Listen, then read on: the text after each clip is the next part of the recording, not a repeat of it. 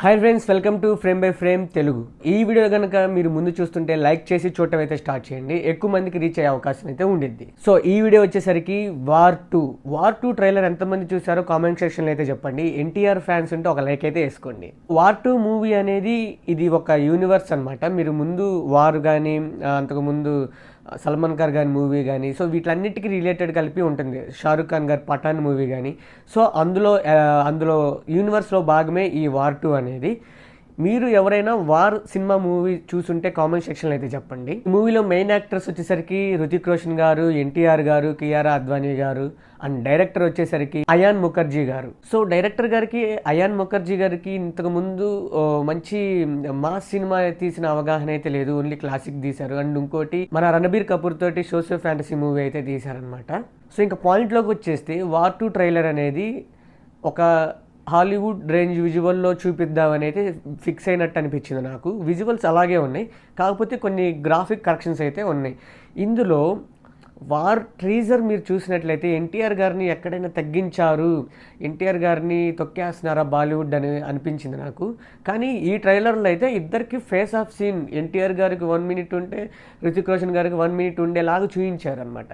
So అది ఒక మంచి విషయం, ఎందుకంటే మన టాలీవుడ్ నుంచి బాలీవుడ్కి వెళ్ళి ఎన్టీఆర్ గారు ఇప్పుడు స్ట్రైట్ ఫిలిం అయితే తీస్తున్నారు కాబట్టి ఫస్ట్ టైం ఎన్టీఆర్ గారు వెళ్ళి స్ట్రైట్ మూవీ చేయటం అనేది. సో వాళ్ళ డామినేషన్ ఏమైనా కనిపించిద్దా లేదా అని అయితే నేను అనుకున్నాను. ట్రేజర్లో అయితే అదే ఫీల్ అయ్యా నేను. కానీ ఈ ట్రైలర్లో చూస్తే అలా అనిపించలేదు. ఇద్దరికి ఫేస్ ఆఫ్ సీన్ బాగా పెట్టారు అండ్ ఇద్దరు ఈక్వలే. ఇందులో ఒకళ్ళు హీరో ఒకళ్ళు విలన్ లాగా అనిపించలేదన్నమాట. ఇద్దరు ఒక రా ఏజెంట్లే. కానీ హృతిక్ రోషన్ గారు రాంగ్ వేలో వెళ్తే and rules and regulations follow అవ్వాలని చెప్పి ఎన్టీఆర్ గారు రైట్ వేలో అయితే వెళ్తారనమాట. సో అక్కడ ఆ పాయింట్ ఆఫ్ వ్యూలో వీళ్ళిద్దరికీ యుద్ధం అయితే జరగబోద్ది, అదే మనం చూస్తాం. ఆ పాయింట్ ఆఫ్ వ్యూ ఏంటి, ఆ పాయింట్ ఏంటి అనేది మనం సినిమాలో చూడాలి. అండ్ ఇక్కడ ఇవన్నీ ప్లస్ పాయింట్స్. ఎన్టీఆర్ గారి స్క్రీన్ ప్రజెన్స్ కానివ్వండి, హృతిక్ రోషన్ గారి స్క్రీన్ ప్రజెన్స్ కానివ్వండి, అండ్ అవే ఇంకా ప్లస్ పాయింట్స్. ఇంకా మైనస్ పాయింట్స్కి వచ్చేసరికి మ్యూజిక్. ఇది ఒక హాలీవుడ్ రేంజ్ మూవీ లాగా and Bollywood type of mixed music లాగే ఉంది. యాక్చువల్గా ఇది సినిమాని బాగా ఇంట్రెస్ట్గా హాలీవుడ్ని బాలీవుడ్ని వీళ్ళు ఫాలో అవుతారు కదా, సో వాళ్ళకైతే ఇది మినిమం నచ్చుతుంది బీజిఎం. ఎన్టీఆర్ గారికి ఉంది మాస్ ఫ్యాన్స్, అతను మూవీ ఆఫ్ మాసెస్ అంటారు. సో ఆ మాస్కి ఈ క్లాస్ ఏదైతే మ్యూజిక్ ఉందో అది ఎక్కదనేది నా అభిప్రాయం. ఎందుకంటే నేను కూడా అదే ఫీల్ అయ్యాను. ఎన్టీఆర్ గారి నుంచి దేవరాలో మనం ఎటువంటి బీజిఎంని ఎక్స్పెక్ట్ చేసాం చెప్పండి.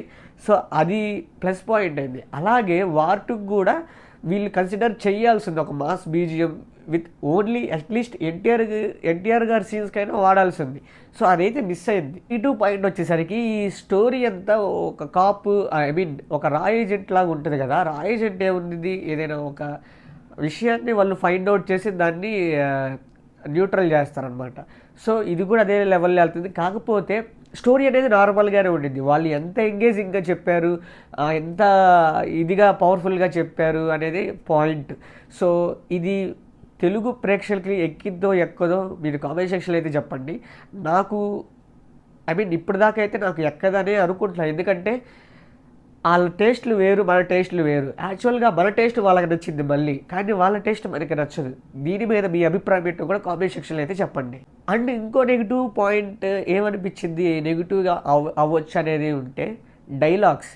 సో మనకి డైలాగ్స్ చూసుకుంటే ఫస్ట్ ఉన్న డైలాగ్స్ అందరూ నేను నా ఫ్యామిలీని సైతం వదిలేస్తాను, నేనైతే చచ్చిపోవడానికి కూడా ఆ కాజ్కి రెడీ అని హృతిక్ రోషన్ గారు అంటారు. నేను గారేమో నేను ఎవరు చేయలేని పనులు చేస్తాను, అంత యుద్ధానికైతే వెళ్తానని చెప్పి చెప్తున్నారనమాట. అంత అతను ఒక యాంగిల్లో చెప్తుంటే ఎన్టీఆర్ గారు దానికి క్వైట్ ఆపోజిట్లో చెప్తున్నారు.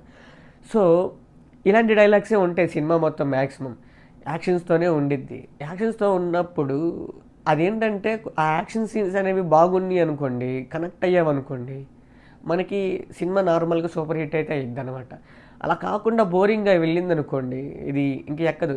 ఫర్ ఎగ్జాంపుల్ సాహో మూవీ మనకి ఇక్కడ కొంచెం నచ్చలేదు, కానీ సాహో మూవీ బాలీవుడ్లో నచ్చింది, బాలీవుడ్లో ఎక్కువ కలెక్ట్ చేసింది. ఎందుకు అంటే వాళ్ళకి ఆ టైప్ ఆఫ్ స్టఫ్ అనేది ఇష్టం అనమాట. నేను కూడా ఇలాగ అనుకుంటున్నాను. నేనేమి ఎలాగే జరిగిద్ది అని అయితే అనట్లేదు. ఇది ఒక మైనస్ పాయింట్ కింద నోట్ చేసుకోవాల్సింది వాళ్ళు. డైలాగ్స్ ఎన్టీఆర్ గారు ఎంత బాగా డైలాగ్ చెప్తారు. ఎన్టీఆర్ గారికి పవర్ఫుల్ డైలాగ్ అయితే ఇవ్వాల్సి ఉండిద్ది. అండ్ హృతిక్ రోషన్ గారికి అతను చేసే ఎక్స్ప్రెషన్స్, లవ్ సీన్స్ ఉన్నాయి, ఎమోషన్ సీన్స్ ఉన్నాయి, అండ్ ఇంకోటి చాలా క్యారెక్టర్ని వైడ్గా చూపించారు. కానీ ఎన్టీఆర్ గారిని only only action, straightforward, emotion లేనివే చూపించారు. సో ఇది కొంచెం ఇలాగ ఈ ట్రైలర్లో అయితే ఓకే, సినిమాలో అలా ఉంటే మాత్రం కష్టం. ఎందుకంటే ఎన్టీఆర్ గారు గొప్ప యాక్టర్ అనమాట. సో ఎన్టీఆర్ గారికి అంత క్రేజ్కి రావడానికి గల కారణం తన యాక్టింగ్. సో అది గైస్, నాకైతే ఈ ప్లసెస్ మైనసెస్ అయితే అనిపించినాయి. మీకు ఎలా అనిపించిందో కామెంట్ సెక్షన్లో చెప్పండి. నా వీడియోస్ కనుక, నా ఇన్ఫర్మేషన్ కనుక మీకు నచ్చితే లైక్ చేయండి, షేర్ చేయండి అండ్ సబ్స్క్రైబ్ చేసుకోవటం మాత్రం మర్చిపోవద్దు. మళ్ళీ నెక్స్ట్ వీడియోలో కలుద్దాం. బాయ్.